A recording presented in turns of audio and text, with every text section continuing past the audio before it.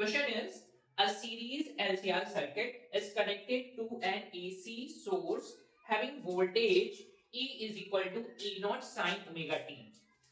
एक LCR circuit है। LCR circuit बनाने के लिए मैंने पहले से ये ड्रॉ कर रखा है, मैं फटाफट ड्रॉ कर देता हूं। This is your inductor, this is capacitor and this is resistor। ठीक है, ये सीरीज एलसीआर सर्किट है जो कि कनेक्टेड है एसी सोर्स से। तो मैंने यहां पर एसी इनपुट भी बना दिया है, जिसको कितना वोल्टेज दिया जा रहा है, voltage E is equal to E naught sine omega t, ये इसको इनपुट दिया जा रहा है। आगे derive the expression for the instantaneous current and its phase relationship to the applied voltage and obtain the condition for the resonance to occur. This is the first part of the question, and the second part is, in a series LCR circuit, impedance is same at two frequencies f1 and f2. Show that the resonant frequency is square root of f1 and f2. ठीक है, तो मैं first part को पहले बना रहा हूं और फिर हम लोग बनाते हैं सेकंड पार्ट को, that this is part A. अब जरा ध्यान से समझिए, ये वोल्टेज अप्लाई किया गया है, करंट कुछ इस तरीके से मान लेते हैं, इसमें करंट कितनी जा रही है I, तो हम एज्यूम कर लेते हैं let current in series LCR circuit, LCR circuit at any instant is I ampere। ठीक है, अब जरा ध्यान से समझिए, यहां पर अगर मैं इनके अक्रॉस, इस इंडक्टर के अक्रॉस वोल्टेज निकाल रहा हूं, तो मैं इसको रिप्रेजेंट करूंगा VL से। इनके अक्रॉस अगर मैं वोल्टेज डिफाइन कर रहा हूं, पोटेंशियल डिफाइन कर रहा हूं, तो इनको मैंने लिखा है VC से। इनके अक्रॉस अगर मैं पोटेंशियल डिफाइन कर रहा हूं, तो उसको मैं लिख रहा हूं VR से। ठीक है, इस बात का ध्यान रखिए, this is voltage across inductor, this is voltage across capacitor and this is voltage across resistor। तो ध्यान से समझते हैं इसको। तो अगर हम तीनों को बारी बारी डिफाइन करते हैं तो हम बहुत अच्छी तरीके से लिख पाते हैं, that is voltage across resistor is current जो भी है I times of resistance R, the same as for inductor. Inductor के लिए हम लिख पाते हैं VL is equal to I times of XL, XL and VC is equal to I times of XC, जहां पर XL is equal to inductive reactance,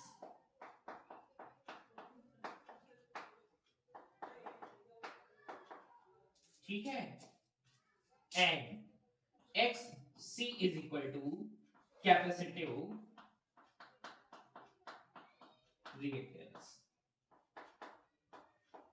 ठीक है, जिनको हम बहुत अच्छी तरीके से लिख पाते हैं in the terms of angular frequency, XL is equal to omega L and XC is equal to 1 over omega C, जहां पर L is inductance and C is capacitance। ठीक है, अभी अगर मुझे फेज रिलेशनशिप के बेसिस पे निकालना है, तो मैंने सबसे पहले ना इनके वेक्टर्स, अभी फेजर डायग्राम का मतलब we have to draw vectors ना, तो वेक्टर रिप्रेजेंटेशन ही है, that is in the sense of voltage current and voltage and current ऐसा बोल सकते हैं। ठीक है, वोल्टेज और करंट को in the sense of its resistance, जो भी हमारे पास है resistor R, this is inductive reactance and this is capacitive reactance. इनके बेसिस पर हम क्या करते हैं, वेक्टर रिप्रेजेंटेशन करते हैं, जिसको हम लोग फेजर डायग्राम बोलते हैं। ठीक है, मैं क्या करता हूं, ये तो मैंने बता दिया है आपको, this is voltage and this is voltage. ठीक है, फेजर रिप्रेजेंटेशन अब इनका कर लेते हैं। एक और चीज मैं यहीं पर आपको समझा देता हूं, यहां पर आपको एक चीज ध्यान में रखनी होती है, जो भी वोल्टेज और करंट का रिलेशनशिप है, दैट इज वी आर, ये जो वोल्टेज है ये करंट के साथ, अगर प्योर रेजिस्टिव सर्किट होता है तो ये होता है सेम फेज में,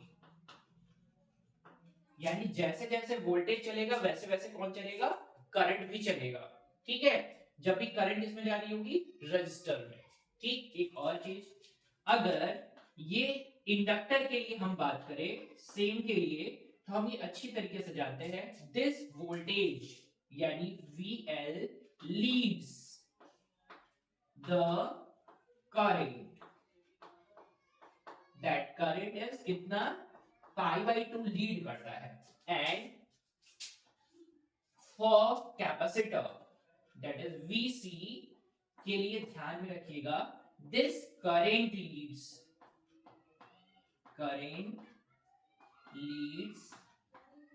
वोल्टेज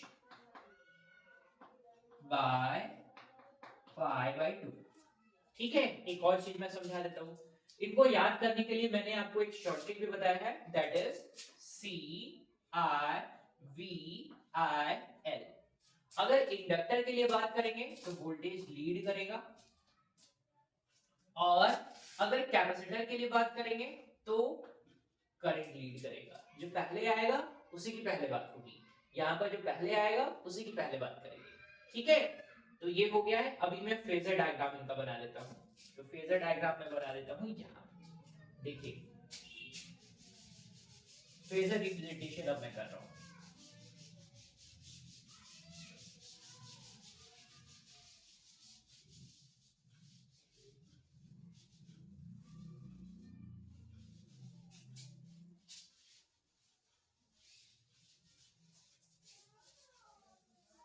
फेजर रिप्रेजेंटेशन करने के लिए मैंने सिंपल सा लाइन ड्रॉ की है, this line is for voltage and current.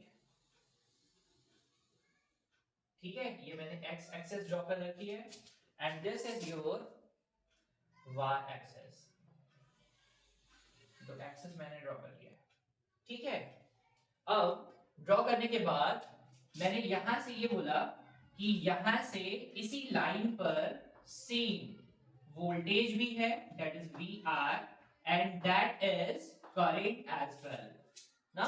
Voltage और करंट क्या है, सेम फेज में, किसके लिए, रजिस्टर के लिए। ठीक, और मैंने यहां से यहां तक बोला, दिस, यहां पर एक पॉइंट भी मैं मार्क कर दे रहा हूं, this point named as point A। तो यहां से यहां तक this is represents VR, vector representation ही होता है, it means this OA line represents vector VR। ठीक है, ध्यान से समझना है।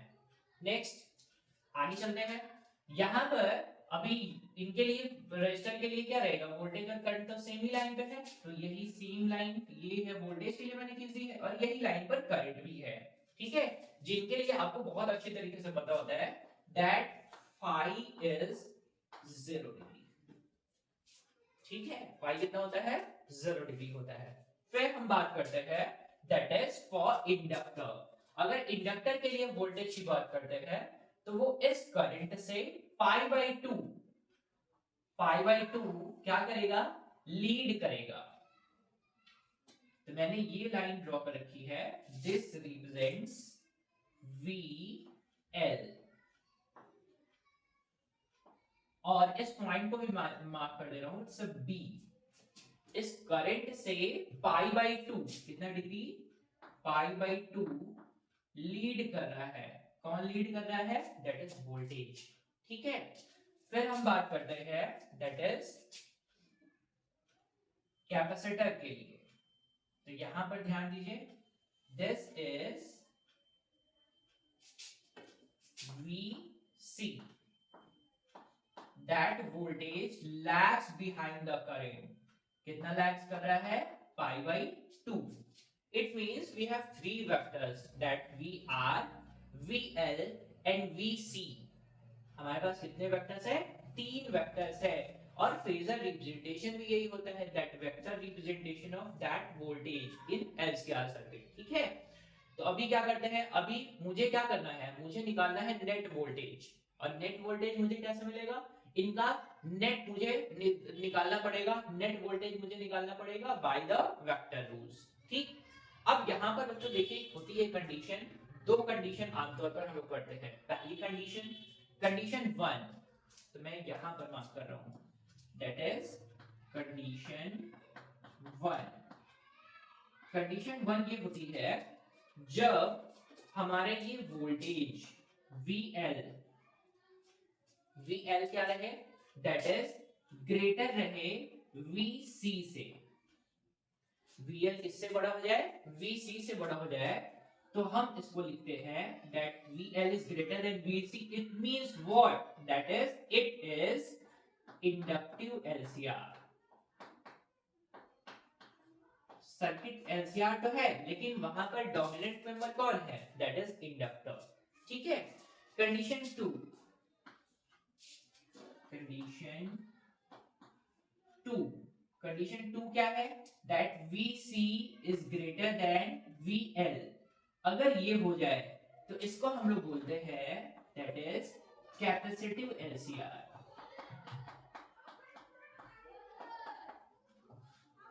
ठीक, अब दोनों कंडीशन में ना हम लोग दोनों कंडीशन से निकाल सकते हैं, बस बात इतनी की होती है जो हम लोग को इसमें रिलेशनशिप बताना है। अगर यहां पर सिर्फ और सिर्फ रेजिस्टेंस के लिए बात, phi is equal to 0 degree. ठीक है, phi कितना रहेगा, 0 रहेगा। अब 0 हमें इस एलसीआर अरेंजमेंट में कब मिल सकता है, when this is in resonance condition। अगर ये रेजोनेंस कंडीशन में रहेगा, इट मींस दैट इज इनके अक्रॉस और इनके अक्रॉस पोटेंशियल क्या हो जाए, सेम हो जाए। वो कब होगा, जब इनका रेजिस्टेंस और इनका रेजिस्टेंस दोनों के दोनों बराबर हो जाए। इट मींस व्हाट, कि इनके अंदर मिलने वाला कैपेसिटिव, इनके अंदर मिलने वाला कैपेसिटिव और इनके अंदर मिलने वाला inductive, that is XL, and from here this is XC। इनके मिलने अंदर मिलने वाले जो भी रेजिस्टेंस है, रेजिस्टेंस जो कि अपोज करेंगे करंट को, that is XL और XC, दोनों के दोनों क्या हो जाए, एक दूसरे से बराबर हो जाए। This is the condition of resonance। XL is this and this is XC। ठीक है, ये दोनों क्या हो जाए, एक दूसरे के बराबर हो जाए, तो क्या हो जाएगा, रेजोनेंस हो जाएगा, यानी प्योर रेजिस्टर सर्किट हो जाएगा। And that time that phi becomes 0 degree, तो दोनों के बीच का फेज कितना हो जाएगा, 0 हो जाएगा। अगर इस कंडीशन पे हमको फ्रीक्वेंसी निकालना रहेगा तो हम लोग आराम से निकाल सकते हैं फ्रीक्वेंसी। फ्रीक्वेंसी कैसे मिल जाएगा, दैट इज XL की जगह पर हम इन द सेंस ऑफ फ्रीक्वेंसी अगर नेचुरल फ्रीक्वेंसी रखेंगे तो कैसे लिखेंगे, दैट इज 2 पाई, और आगे करते हैं that is omega into L होता है, that is 2 pi f into L is equal to कर देते हैं, दैट इज 1 अपॉन, आगे कर देते हैं, कितना करेंगे, that is 2 pi f c। अगर मुझे f ही चाहिए तो यहां से क्या आ जाएगा, f का स्क्वायर हो जाएगा, ये is equal to 1 upon 4 pi square L into c। और अगर मुझे f मिल चाहिए, f is equal to 1 upon 2 pi square root of LC। तो ये हमको मिल जाएगा फ्रीक्वेंसी। आंसर राइटिंग में आप बस ऐसे ही शॉर्ट में जितना जरूरत है उतना ही लिखिए कि अगर रेजोनेंस फ्रीक्वेंसी पर बात करेंगे तो फ्रीक्वेंसी ऐसे निकालेंगे। ठीक है, एंगुलर फ्रीक्वेंसी की बात करेंगे तो एंगुलर फ्रीक्वेंसी सिर्फ हम लिखेंगे omega is equal to 1 upon square root of LC। ठीक है, ये मिल जाएगा हमको एंगुलर फ्रीक्वेंसी। अब आते हैं थोड़ा सा यहाँ पर, मैंने आपको बोला कि दो कंडीशन आपको मिलती है, एक मिलेगी इंडक्टिव एलसीआर की और एक मिलेगी कैपेसिटिव एलसीआर की। अब अगर मुझे रिजल्टेंट वोल्टेज निकालना है इस सर्किट का तो कैसे निकालेंगे, तो हमें कंडीशन एज्यूम करनी पड़ेगी। अगर मैं ऐसा मान लूं that VL is greater than VC, तो जो हमें पार्ट मिलेगा वोल्टेज का वेक्टर से वो कुछ मिलेगा ऊपर की तरफ। तो मैंने ये मान लिया इसमें से ये कुछ घट गया और कुछ बच गया है यहां तक। This part is VL minus VC, correct, कोई गड़बड़ तो नहीं करेंगे। This is VR। फिर क्या कर सकते हैं हम लोग, सिंपली यूज करेंगे that is vector addition law and draw करेंगे इनका डायगोनल, ड्रॉ कर देते हैं। तो यही क्या रिप्रेजेंट करेगा, this is what resultant, this is resultant. इस रिजल्टेंट की बात कर लेते हैं, रिजल्टेंट ईएमएफ कैसे मिलेगा। दिस रिजल्टेंट ईएमएफ को हम लोग निकालेंगे that R is equal to square root of, that is ये VR का square plus in the sense of magnitude में लिख रहा हूं सिर्फ, that is VL minus VC square, ठीक है, दैट इज रिजल्टेंट वोल्टेज और ईएमएफ। तो अगर मैं इस रिजल्टेंट की जगह पर मैं सेट कर देता हूं, सिंपली यूज कर देता हूं V सिंबल यूज कर रहा हूं, और कुछ चीजें मैं यहां से मिटाते भी चलूंगा, तो इनको मैं यूज कर देता हूं, this is the symbol of V only, ठीक है। तो V इज इक्वल टू मुझे मिल जाएगा, V इज इक्वल टू, यहां पर हम सेट कर सकते हैं I times of R, that is यहां से मिल जाएगा क्या, that is square root of, ये हो जाएगा I R का स्क्वायर प्लस, यहां पर कर सकते हैं that is I XL minus I XC का होल स्क्वायर, ठीक है। I को बाहर कर देते हैं, that I is square root of R square plus XL minus XC का होल स्क्वायर, ठीक है। ध्यान दीजिएगा, अगर आपको करंट चाहिए होगा तो करंट हम निकाल सकते हैं, I is equal to V over square root of R square plus XL minus XC whole square, ठीक है। अच्छा, इस टर्म को क्या बोलते हैं, ये तो नेट रेजिस्टेंस है, इफेक्टिव रेजिस्टेंस, या ये भी आपका नेट रेजिस्टेंस ही है। इस नेट रेजिस्टेंस को हम लोग बोलते हैं इंपीडेंस। इस नेट रेजिस्टेंस में लिख दे रहा हूं, नेट रेजिस्टेंस को हम लोग लिखेंगे Z से, Z is equal to square root of R square plus XL minus XC का whole square, this is what impedance, this is what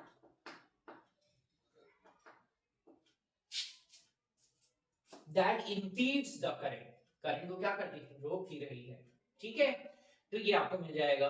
अब आपको ना यहां पर मैंने आपको बताया कि फाई आपका है, अब आपको दो कंडीशन मिलेगी। अब यहां पर मैंने माना है XL is greater than XC या फिर VL is greater than VC, तो आपको मिलेगा ये phi that is phase difference, और ये नेट फाई आपको मिलेगा दैट इज, देखो इस लाइन के ऊपर है, that is treated as positive. अगर मुझे डिफाइन करना रहेगा तो कैसे डिफाइन करेंगे, आप डिफाइन कर सकते हैं tan phi डिफाइन कर सकते हैं, तो मैं यहां पर ये सेटअप कर रहा हूं, देखो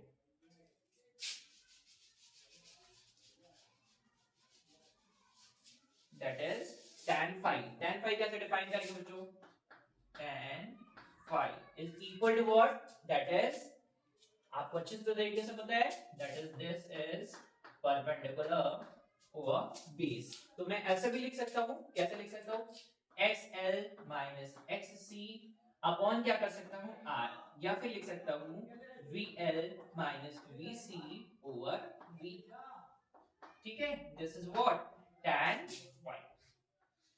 अभी फिर मैंने आपको बताना है, अगर XL is equal to XC, phi is equal to 0, अगर VL is greater than VC तो क्या हो जाएगा, VL is greater than VC, phi is positive, ठीक है।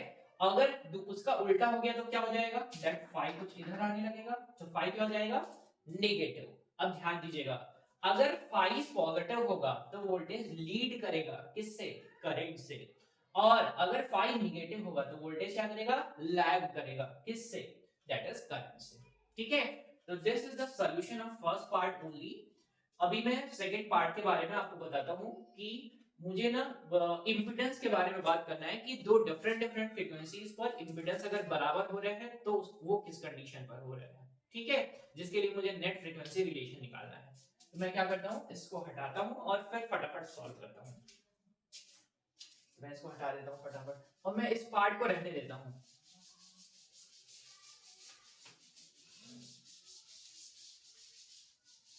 इतने में ही काम चल जाएगा अपना, ठीक है बच्चों। नेक्स्ट पार्ट में मैं क्वेश्चन को एक बार पढ़ भी देता हूँ फिर से, तो आपको और बेहतर आ जाएगा। Next part is in series LCR, जो आपके पास सीरीज एलसीआर सर्किट है, impedance is same at two frequencies. Impedance जो है वो सेम है कितनी फ्रीक्वेंसीज पर, दो फ्रीक्वेंसीज पर, f1 f2। एक फ्रीक्वेंसी दे रखा है f1 और एक फ्रीक्वेंसी दे रखा है f2। दोनों पर इंपेडेंस क्या है, बराबर बराबर। मतलब अगर मैं इनके इंपेडेंस को मान लूं that is z eight f1 और इनके इंपेडेंस को मान लूं z at f2, both are equal, ठीक है। जिसके लिए मुझे ना resonant show that resonant frequency is that frequency is square root of f1 into f2। ध्यान दीजिए, अब यहीं पर समझने वाली बात, जब भी ऐसा सिनेरियो आपको देखने को मिले तो क्या हो सकता है। तो सबसे पहली बात, जब भी इंपेडेंस सेम रहेगा तो हमें इंपेडेंस का फॉर्मूला तो हमको पता है, तो हम दोनों के लिए अलग अलग लिख सकते हैं, बिल्कुल लिख सकते हैं। तो मैं लिख देता हूं पहले, फिर समझाता हूं और अच्छे से। ये हो जाएगा स्क्वायर रूट ऑफ, अब रेजिस्टेंस देखो सेम है, ठीक। कंडीशन क्या है, that is R square plus XL minus XC whole square. This is of at frequency f1। फिर मैं इंपेडेंस का सेम फॉर्मूला लिख रहा हूं, R square plus XL minus XC का whole square at the frequency f2। ध्यान दीजिए, यही पर समझने वाली बात है। जब भी नेट इंपेडेंस यानी इंपेडेंस दो फ्रीक्वेंसीज का सेम होगा, कब होगा, आपको एक रिलेशन अच्छे तरीके से पता है, that is XL is equal to omega into L। अगर फ्रीक्वेंसी बढ़ रही है, फ्रीक्वेंसी यानी अगर मैं इसको सेंस में ऐसे सेंस में लिखूं, XL is equal to 2 pi FL, that XL proportional to F। अगर F बढ़ रहा है तो XL भी बढ़ रहा है, दैट सेम थिंग ना। अगर मैं इसी को दूसरे सेंस में लिखता हूं इंडक्टर के लिए, कैपेसिटर के लिए, तो मैं लिखता हूं XC is equal to 1 upon 2 pi FC। It means that XC proportional to 1 upon F। F increases तो ये डिक्रीज होगा, यानी एक बढ़ रहा है तो एक क्या हो रहा है, घट रहा है। तो ध्यान दीजिएगा, जब भी इंपेडेंस सेम की बात करी जाएगी, इंपेडेंस सेम है दो फ्रीक्वेंसीज पर, वहां पर जो आपका नेट रिएक्टेंस आएगा that is in the equal magnitude but opposite in direction होगा। मैं रिपीट करता हूं, जो इनका नेट रिएक्टेंस आएगा वो that is magnitude wise equal होगा, but both are opposite. Sign क्या रहेगा, अपोजिट। एक x है तो एक क्या रहेगा, माइनस x रहेगा। इस बात को आपको ध्यान देना है, बस इतने से ही आपका काम चल जाएगा। अभी मैं इसको हटाता हूं, एक लाइन में सॉल्यूशन लिख रहा हूं, ठीक है। तो मुझे लग रहा है अब आपको समझ में आ रहा है अच्छी तरीके से। अभी अगर इनको मैं और आगे की तरफ सॉल्व करूं तो बचेगा क्या, देखो यहां से पूरा का पूरा question square root R square, remaining question is, तो मुझे कैसे मिलेगा, इसको हटाने के बाद मिल जाएगा XL minus XC is equal to XL minus XC with negative sign. बस इतनी छोटी सी चीज ध्यान देनी है कि भाई फ्रीक्वेंसीज, दो फ्रीक्वेंसीज ना के लिए इंपेडेंस सेम होगा, तो यही कंडीशन आपको अप्लाई करनी होगी, एक बढ़ेगा तो एक घटेगा, ठीक। अब वैल्यूज रख देते हैं, इनकी जगह पे रखते हैं, that is 2 pi f1 L minus 1 upon 2 pi f1 C is equal to minus 1 upon sorry so 2 pi f2 L minus 1 upon 2 pi f2c। इस पोर्शन को इधर लाइए, इस पोर्शन को इधर लेकर चले जाइए, तो ये हो जाएगा 2 पाई l। अब यहां से मेरे पास बचेगा क्या, f1 प्लस, यहाँ पर क्या हो जाएगा बच्चों, यहाँ पर हो जाएगा, इस पोर्शन को इधर लेकर चले जाइए, तो ये हो जाएगा प्लस में, माइनस वाला साइन इसको प्लस बना देगा और ये भी प्लस में हो जाएगा, तो हो जाएगा 1 upon 2 pi c, it's 1 upon f1 plus 1 upon f2। ठीक है, तो सॉल्व कर लेते हैं, बस बचने वाला कुछ है नहीं, नेट फ्रीक्वेंसी ही मुझे चाहिए, तो मुझे मिल जाएगा यहाँ से 2 पाई l, और यहाँ पर मुझे मिल गया है f1 प्लस f2, ये मुझे मिल जाएगा 1 अपॉन 2 पाई c, यहाँ पर मुझे मिल जाएगा f1 plus f2 upon f1 f2। ठीक है, f1 plus f2, f1 plus f2 gets cancel, बचने वाला पोर्शन को ही हम लोग लिख लेते हैं, तो ये हो जाएगा, बाकी पोर्शन को एक तरफ कर लेते हैं और बाकी बना लेते हैं, तो ये हो जाएगा मेरे पास कितना, बताओ आप लोग, तो ये हो जाएगा दैट इज, मैं लिख रहा हूं 4 pi square L C is equal to 1 upon f1 f2। ठीक है, ये पोर्शन आ गया, और इस f को, ये रेजोनेटिंग फ्रीक्वेंसी तो हम लोग जानते हैं कितना आता है भाई, तो हम लोग ऑलरेडी पहले इसके बारे में चर्चा कर चुके हैं, तो ये मेरे पास कितना है, हमने अभी पढ़ा था थोड़ी देर पहले, f is equal to what, 1 upon 2 pi square root of LC। ठीक है, तो स्क्वायर रूट कर देते हैं इसका और रेसिप्रोकल कर देते हैं, तो मुझे मिल जाएगा resonating frequency f is equal to square root of f1 f2।